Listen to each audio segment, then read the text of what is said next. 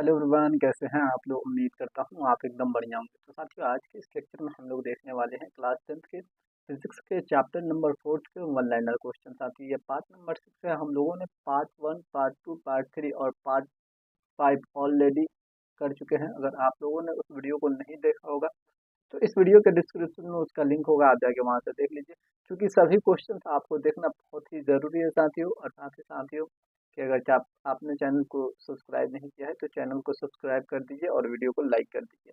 तो चलिए साथियों, देर न करते हुए हम अपने क्वेश्चन की तरफ चलते हैं साथियों।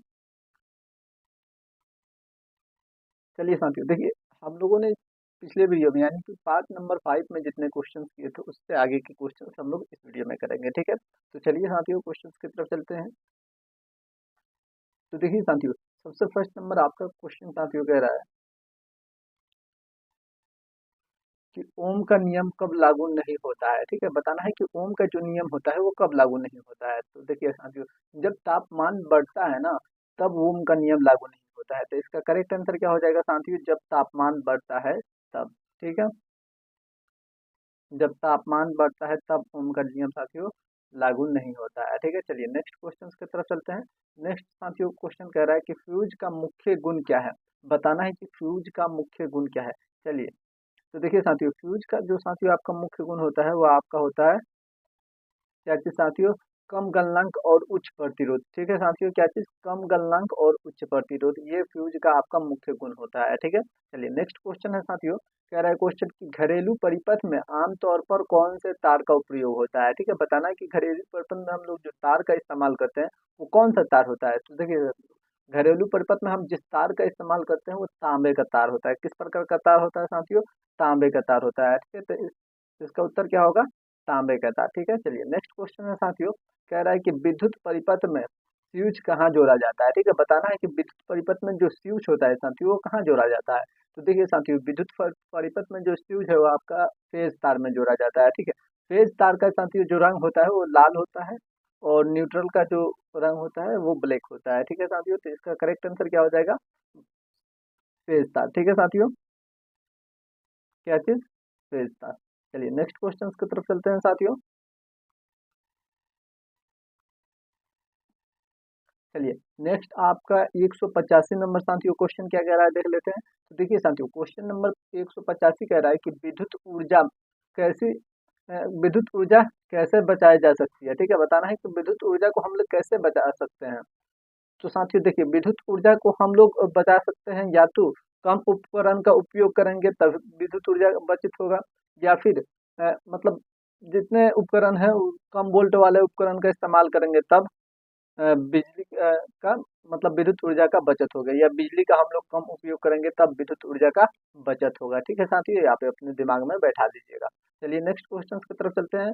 देखिए साथियों, नेक्स्ट क्वेश्चन आपका कह रहा है 186 नंबर की प्रतिरोध में वृद्धि करने का एक तरीका क्या है। ठीक है, बताना है कि प्रतिरोध में हम वृद्धि कैसे कर सकते हैं, उसका एक तरीका बताना है। ठीक है साथियों, तो देखिए, प्रतिरोध में या तो हम वृद्धि कर सकते हैं चालक के प्रकृति को अच्छा करके, ठीक है, या फिर चालक की लंबाई को बढ़ाकर, या फिर चालक के मोटाई को बढ़ाकर। ठीक है, तो यहाँ पे केवल आप एक याद रखिएगा, चालक के लंबाई को बढ़ाकर। ठीक है, क्योंकि एक ही पूछा है। ठीक है, तो क्या हो जाएगा आपका, चालक के लंबाई को बढ़ाकर। ठीक है, चलिए नेक्स्ट क्वेश्चन की तरफ चलते हैं।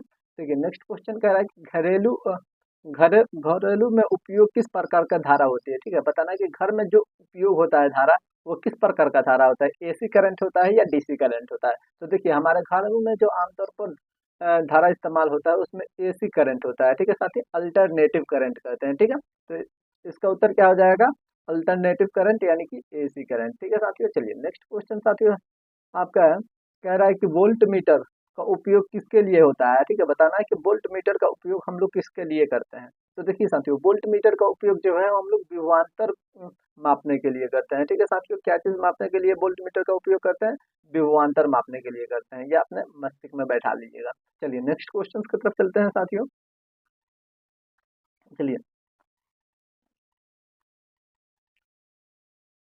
तो देखिए साथियों, 189 नंबर क्वेश्चन है साथियों, कह रहा है कि प्रतिरोध किसके समानुपाती होता है। ठीक है, बताना है कि प्रतिरोध जो होता है वो किसके समानुपाती होता है। तो देखिए, प्रतिरोध साथी जो होता है वो आपके लंबाई का समानुपाती होता है। किसके समानुपाती, लंबाई का समानुपाती। तो करेक्ट आंसर क्या हो जाएगा, लंबाई के। चलिए नेक्स्ट क्वेश्चन साथियों कह रहा है कि प्रतिरोध किसके व्युत्क्रम अनुपाती होता है। ठीक है, यहाँ पर समानुपाती नहीं पूछा है बल्कि व्युत्क्रम अनुपाती पूछा है। ठीक है, ये बताना है कि प्रतिरोध आपका जो होता है वो किसके व्युत्क्रम अनुपाती होता है। तो प्रतिरोध साथियों याद रखिएगा क्षेत्रफल का व्युत्क्रम अनुपाती होता है, यानी कि क्षेत्रफल को हम लोग इंग्लिश में क्या कहते हैं साथियों, एरिया। ठीक है, एरिया का व्युत्क्रम अनुपाती होता है साथियों प्रतिरोध। ठीक है, तो इसका आंसर क्या हो जाएगा, क्षेत्रफल के। ठीक है, चलिए नेक्स्ट क्वेश्चन है साथियों, कह रहा है कि यदि समय 3 गुना हो जाए तो उत्पन्न ऊष्मा पर क्या प्रभाव पड़ेगा। ठीक है, बोल रहा है कि यदि हम लोग समय को 3 गुना कर दें तो उसमें जो उत्पन्न ऊष्मा होगा उसमें क्या प्रभाव पड़ेगा। देखिए 3 गुना अगर हम लोग समय को करते हैं तो जो उससे ऊष्मा ऊष्मा उत्पन्न होगा साथियों वो भी 3 गुना हो जाएगा। ठीक है साथियों, जो उससे ऊष्मा उत्पन्न होगा वो भी 3 गुना हो जाएगा। तो इसका करेक्ट आंसर क्या होगा, 3 गुना। चलिए नेक्स्ट क्वेश्चन है साथियों, नेक्स्ट आपका क्वेश्चन कह रहा है कि क्या सभी चालक ओम के नियम मानते हैं। तो इसका आंसर है बिल्कुल नहीं, सभी चालक जो है वो ओम के नियम को नहीं मानते हैं। ठीक है, तो इसका करेक्ट आंसर क्या हो जाएगा, नहीं। चलिए नेक्स्ट क्वेश्चन की तरफ चलते हैं साथियों।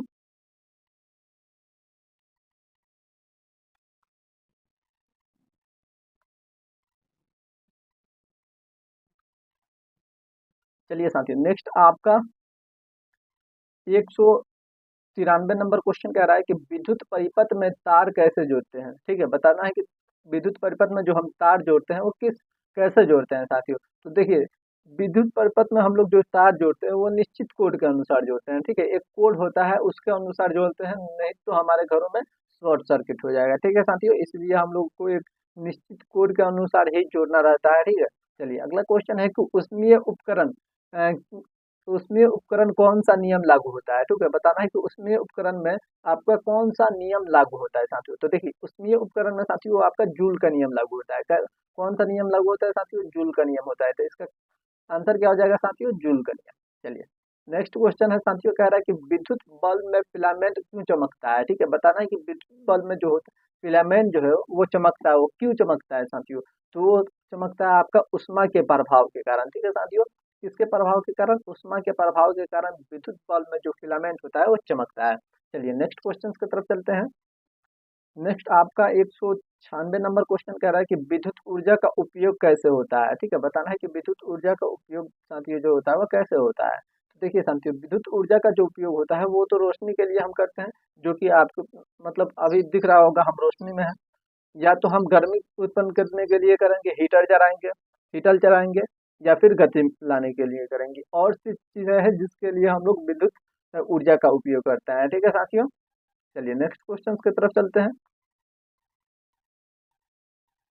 चलिए साथियों नेक्स्ट आपका 197 नंबर क्वेश्चन कह रहा है कि शॉर्ट सर्किट से सुरक्षा के लिए क्या करें। तो देखिए शॉर्ट सर्किट से साथियों सुरक्षा के लिए हम लोग या तो फ्यूज का इस्तेमाल करते हैं, या एमसीबी करके आता है, इतना बड़ा आएगा एमसीबी करके। ठीक है, उसका उपयोग करते हैं, जिससे हमारे घरों में जो है वो शॉर्ट सर्किट कम होता है। ठीक है साथियों, तो इसका उत्तर क्या हो जाएगा, एमसीबी या फ्यूज का इस्तेमाल करेंगे। ठीक है, चलिए नेक्स्ट क्वेश्चन है साथियों, कह रहा है कि अधिक लोड क्या होता है। तो देखिए साथियों अधिक लोड जब उपकरण की संख्या अधिक हो जाए, यानी कि किसी तार से कम चालक वाला तार है और उसमें हम लोग अधिक उपकरण जोड़ देते हैं तो वही आपका लोड कहलाता है। ठीक है साथियों, अधिक उपकरण जोड़ना ही किसी चालक से लोड कहलाता है। ठीक है साथियों, जिससे क्या होता है अधिक लोड अगर हम लोग किसी चालक में डालेंगे तो मतलब उस पर किसी अधिक लोड वाले अ, उपकरण को हम लोग जोड़ेंगे साथियों तो क्या होगा, शॉर्ट सर्किट हो जाएगा। ठीक है साथियों, तो इसलिए हम लोगों को जितना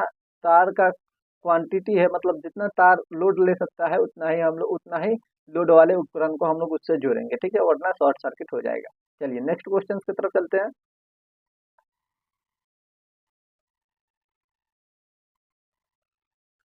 चलिए नेक्स्ट आपका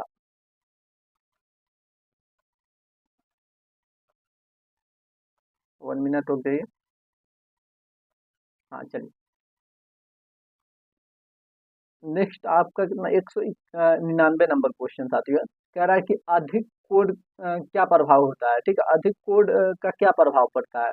तो देखिए अधिक कोड का जो साथियों प्रभाव होता है वो आपका उपकरण जो होता है फ्यूज उड़ना बंद हो जा उड़ता है और धारा बढ़ता है। ठीक है साथियों, अधिक कोड का अधिक लोड का प्रभाव हमने बताया कि अधिक लोड होगा तो क्या होगा, शॉर्ट सर्किट हो जाएगा।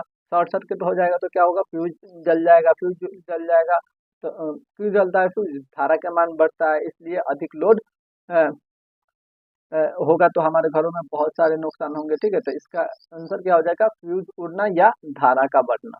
चलिए नेक्स्ट क्वेश्चन है साथियों कि किसे विद्युत प्रवाह कहते हैं। ठीक है, बताना है कि किसे हम लोग विद्युत प्रवाह कहते हैं। तो देखिए साथियों, विद्युत प्रवाह इलेक्ट्रॉनों की दिशा की गति को ही हम लोग विद्युत प्रवाह कहते हैं। ठीक है साथियों, ये आप अपने मस्तिष्क में बैठा लीजिएगा। ठीक है, चलिए नेक्स्ट क्वेश्चन की तरफ चलते हैं।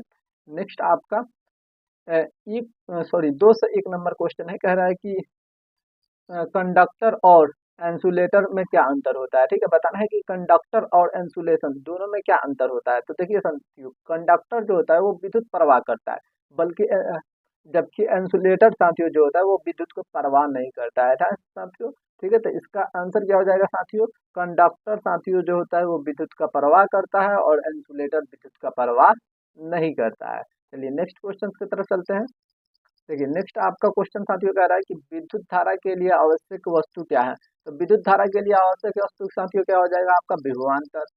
ठीक है, चलिए नेक्स्ट क्वेश्चन की तरफ चलते हैं साथियों।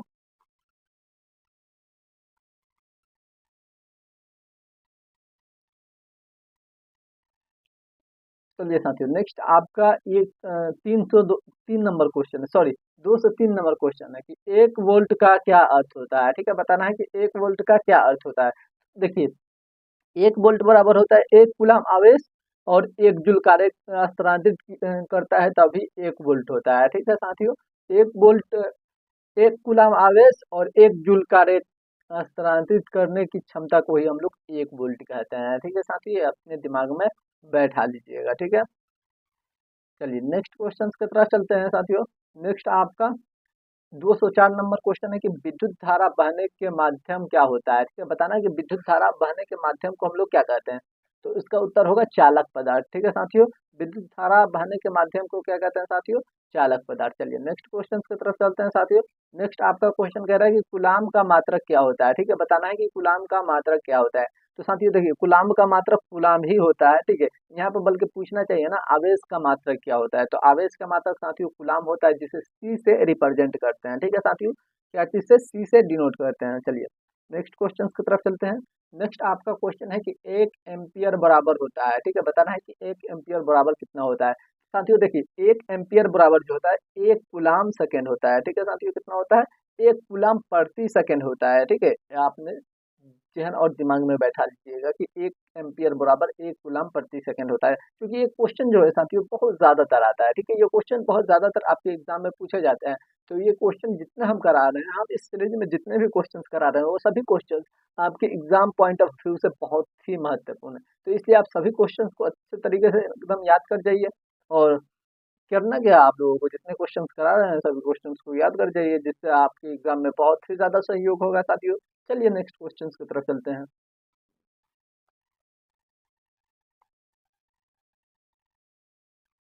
चलिए साथियों, नेक्स्ट आपका क्वेश्चन है 207 नंबर। ठीक है, देखिए क्वेश्चन कह रहा है कि विद्युत ऊर्जा को कैसे मापा जाता है। ठीक है, बताना है कि विद्युत ऊर्जा को हम लोग मापते हैं, कैसे मापते हैं।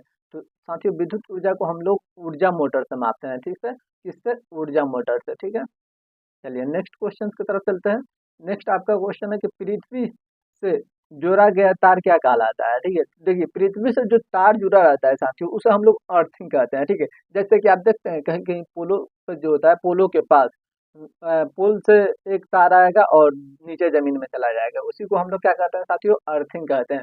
अर्थिंग बिना आपको मतलब करंट नहीं लगेगा। ठीक है, जब तक आप अर्थिंग से अटैच नहीं होते हैं तब तक आप करंट नहीं लगेगा। ठीक है साथियों, देखिए अगर आप फेस तार को पकड़ लेते हैं, अगर आप फेस तार को पकड़ कर आप अगर जमीन से टच नहीं है तो आपको करंट नहीं मारेगा। ठीक है साथियों, तो ये आपने दिमाग में बैठा लीजिएगा कि जब तक अर्थिंग आप कनेक्ट नहीं होइएगा अर्थिंग से, तब तक आपको लाइन नहीं मारेगा। ठीक है, चलिए नेक्स्ट क्वेश्चन है साथियों, कह रहा है कि विद्युत शक्ति का इकाई क्या होता है। तो साथियों विद्युत शक्ति का इकाई आप जानते ही हैं, वाट होता है। चलिए नेक्स्ट क्वेश्चन की तरफ चलते हैं। नेक्स्ट आपका क्वेश्चन है साथियों कह रहा है कि घरेलू परिपथ में सुरक्षा क्यों आवश्यक है, बताना है कि घरेलू परिपथ में सुरक्षा क्यों आवश्यक है। तो देखिए, ओवरलोड साथियों होता है, ओवरलोड नहीं होगा अगर सुरक्षा हम लोग रखेंगे तो शॉर्ट सर्किट से बचाव होगा, शॉर्ट सर्किट से बचाव होगा तो हमारे घरों में जो है आग नहीं लगेगा। तो इसलिए हम लोगों को घरेलू परिपथ में सुरक्षा करनी चाहिए, ठीक है साथियों। मतलब घरेलू परिपथ में जो तार है उसको हम लोगों को नंगा नहीं रखना चाहिए, यानी कि खुला हुआ तार नहीं रखना चाहिए, कवर वाला तार रखना चाहिए, जिससे करंट नहीं लगेगा या ओ ओवरलोड होगा तो उसमें ज़्यादा कोई आदमी उसके पास जाएगा तो खींचेगा नहीं अपने तरफ। और हमें क्या चीज़ का इस्तेमाल करना चाहिए, फ्यूज़ का इस्तेमाल करना चाहिए, एमसीबी का इस्तेमाल करना चाहिए, जिससे हमारे घरों में शॉर्ट सर्किट ना हो। चलिए, तो इसका आंसर क्या हो जाएगा साथियों, ओवरलोड और शॉर्ट सर्किट से बचाव के लिए घरेलू परिपथ में हम लोग सुरक्षा करते हैं। चलिए नेक्स्ट क्वेश्चन की तरफ चलते हैं साथियों। नेक्स्ट आपका 211 नंबर साथियों क्वेश्चन क्या कह रहा है देख लेते हैं। तो देखिए साथियों, 211 नंबर आपका क्वेश्चन कह रहा है कि घरों में प्रयुक्त विद्युत धारा कौन सी होती है, ठीक है। बताना है कि हम लोग जो घर में विद्युत धारा का उपयोग करते हैं वो कैसी धारा होती है, अल्टरनेटिव करंट होती है या डायरेक्ट करंट होती है। तो देखिए साथियों, हम लोग जो घरों में धारा इस्तेमाल करते हैं वो हमारा होता है अल्टरनेटिव करंट, यानी कि अल्टरनेटिव कहे तो शॉर्ट फॉर्म में एसी करंट होता है, ठीक है। मतलब एसी होता है, उसे हिंदी में प्रतिवर्ती धारा कहते हैं, ठीक है। अल्टरनेटिव करंट को हिंदी में क्या कहते हैं साथियों, प्रतिवर्ती धारा, यानी कि एसी करंट होता है हमारे घरों में। चलिए नेक्स्ट क्वेश्चन की तरफ चलते हैं। नेक्स्ट आपका क्वेश्चन कह रहा है कि प्रतिवर्ती धारा का आवृत्ति कितनी होती है, ठीक है। बताना है कि प्रतिवर्ती धारा जो होती है उसकी आवृत्ति कितनी होती है। तो साथियों, प्रतिवर्ती धारा की आवृत्ति जो होती है वो 50 हर्ट्ज होती है, ठीक है साथियों। कितना हर्ट्ज होता है, 50 हर्ट्ज होता है। चलिए, एच जेड मतलब होता है साथियों हर्ट्ज, ठीक है। चलिए नेक्स्ट क्वेश्चन है कि विद्युत धारा के प्रवाह कितने प्रकार के होते हैं, ठीक है। बताना है कि विद्युत धारा के प्रवाह कितने प्रकार के होते हैं। तो देखिए, विद्युत धारा का प्रवाह 3 प्रकार के होते हैं, ठीक है साथियों। विद्युत धारा के प्रवाह 3 प्रकार के होते हैं। एक आपका हो जाएगा ऊष्मीय, एक आपका हो जाएगा रासायनिक, एक आपका हो जाएगा चुंबकीय, ठीक है। तो आप अपने दिमाग में बैठा लीजिएगा कि विद्युत धारा के जो प्रवाह होते हैं वो 3 प्रकार के होते हैं। चलिए, तो इसका आंसर क्या हो जाएगा, 3 प्रकार के होते हैं। कौन कौन से होते हैं, ऊष्मीय, रासायनिक और चुंबकीय, ठीक है। चलिए नेक्स्ट क्वेश्चन की तरफ चलते हैं। नेक्स्ट आपका क्वेश्चन कह रहा है कि वोल्ट का मात्रक कौन सा है। बताना है कि वोल्ट का मात्रक कौन सा है। तो साथियों, वोल्ट का मात्रक आपका क्या हो जाएगा, वोल्ट ही हो जाएगा। चलिए नेक्स्ट क्वेश्चन की तरफ चलते हैं।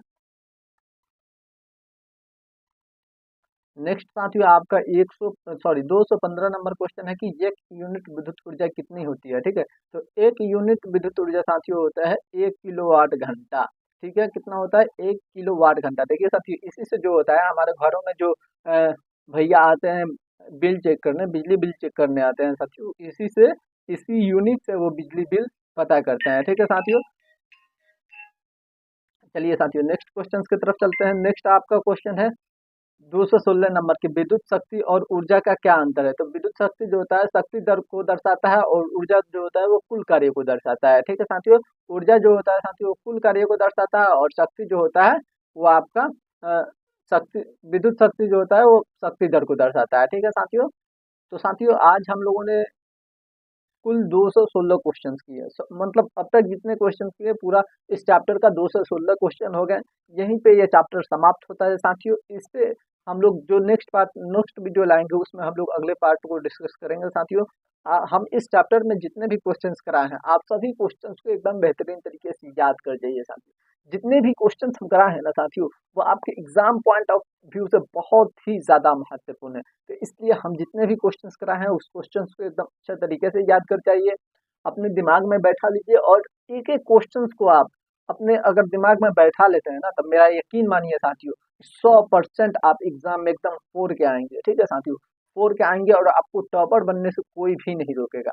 हम जितने भी ऑब्जेक्टिव का एक सीरीज लाए हुए हैं, जो कौन सा सीरीज है साथियों, ब्रह्मास्त्र सीरीज है, जिसमें हम लोग एकदम बेहतरीन तरीके से हर सब्जेक्ट का 2000 प्लस ऑब्जेक्टिव क्वेश्चंस करेंगे, ठीक है। तो आप लोग उस सीरीज में जरूर जुड़िएगा और आपके जो भी भाई बहन क्लास 10th में पढ़ते हैं उन लोगों को भी इस चैनल से जुड़िएगा, ताकि वो भी इस वीडियो से लाभ उठा सके, अपना पढ़ाई को एकदम बेहतर बना सके साथियों। तो चलिए साथियों, बस आज के लिए इतना ही। और साथियों, आप लोगों से एक निवेदन है कि अगर आप लोगों ने चैनल को सब्सक्राइब नहीं किया है तो चैनल को सब्सक्राइब कर दीजिए और वीडियो को लाइक कर दीजिए। चलिए फिर मिलते हैं नेक्स्ट वीडियो में, तब तक के लिए जय हिंद, जय भारत।